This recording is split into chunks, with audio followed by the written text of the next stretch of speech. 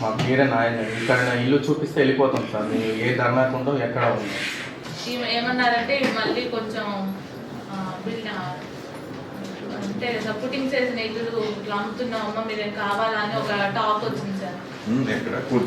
అక్కడే ఆ ఏరియాలోనే కొంచెం మంచిగా ఉన్నది అంటే మాది రేకుల షెడ్, కొంచెం పిల్లలు ఉన్నవి ఇట్లా స్లాబ్ వేసినవి అమ్ముతున్నామని ఒక టాక్ వచ్చింది. కొంటారా అని ఒక టాక్ నడుస్తుంది. సరే ఇద్దరం అయితే కొంచెం ఎక్కువ డబ్బులు వస్తాయని రీసెంట్ గానే జాయిన్ అయ్యారు. కూర్చుని దగ్గరే మళ్ళీ అమ్ముతామంటారా?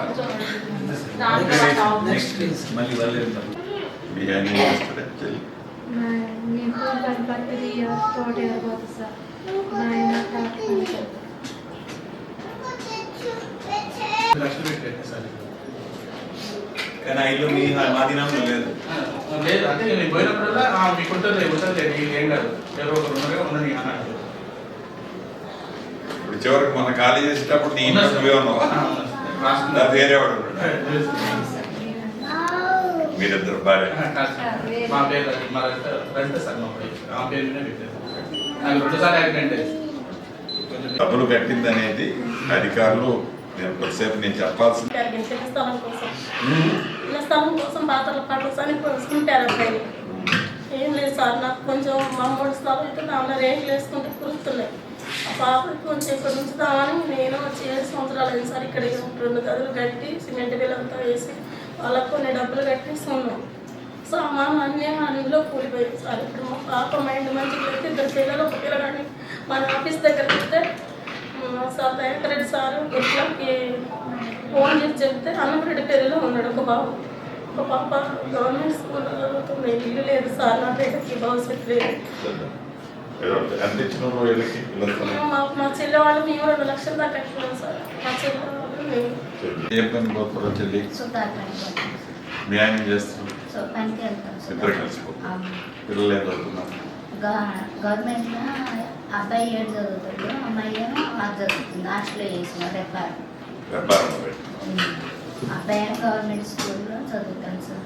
మాకేం లేదు, అక్కడ కూడా పెట్టుకొని ఇక్కడికి వచ్చి కొనుక్కున్నాం సార్. రచ్చపాలు పెట్టి ఇక్కడే ఉంటే అబ్బాయికి చదివించుకుంటున్నాం. అబ్బాయికి ఇన్ఫెక్షన్ అయ్యి కడుపులో 2 లక్షలు 3 లక్షలు దాకా ఆయన జాబిల్ హాస్పిటల్లో ఇన్ఫెక్షన్ అయింది జ్వరం వల్ల.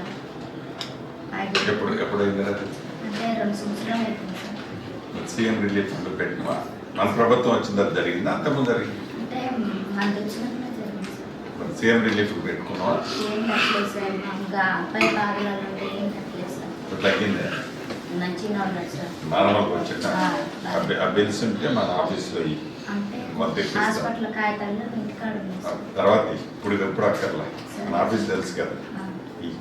మాకేమీ లేదు సార్. మేము కొట్టు మీదకి వచ్చి బతుకుతున్నాం సార్. మాకేమీ లేదు. అక్కడ కూడా గొడవలు అయ్యి ఎవరో దారిని వాళ్ళు వెళ్ళిపోయారు సార్. మాకేమీ అంటే అంగడి కొనుక్కొని ఏడా ఉంటున్నాం సార్. మీరే ఏదో ఒకటి చేయాలి సార్.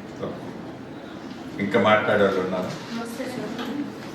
ఇచ్చినందుకే మీకేం పనిష్మెంట్ ఉండదు. ఆ డబ్బులు మీకు చేసే సాయం ప్రభుత్వం నుంచి అవుట్ రైడ్ చేపిస్తా. ఆ డబ్బులు కూడా సిపి గారు కమిషనర్ చెప్పి డబ్బులు కూడా ఓపెన్ చేపిస్తా.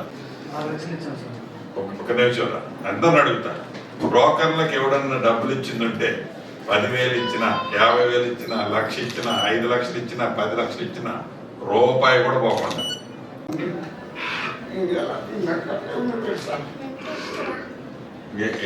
లేకుండా సోలార్ పెట్టుకుని అందరూ డబ్బులు వేసుకొని సోలార్ పెట్టుకొని అట్టుంటే సార్ అందరు ఇంట్లో పోతుంటే వాళ్ళ సామాన్ల వరకు వాళ్ళు సర్దుకొని మొత్తం సోలార్ గిల్లార్ మొత్తం అసలు ఏం లేదు సార్. అన్ని మేమందరం డబ్బులు వేసుకొని కొనుక్కుని అన్నీ పక్క చేశారు సార్. మాకు సోలార్ మోటార్లు పెట్టి జనాల దగ్గర తలాఖం చేసుకొని మేము సోలార్ తెచ్చుకున్నాం సార్ వాటర్ కోసం. అవి కూడా వాళ్ళే చేశారు సార్ బయటికి. ఎప్పుడు నేను ఈరోజు నిన్న మార్నింగ్ పోయి నేను అడిగితే వేరే వాళ్ళు తీసుకెళ్లారని చెప్పేసి మాట్లాడుతున్నా సార్.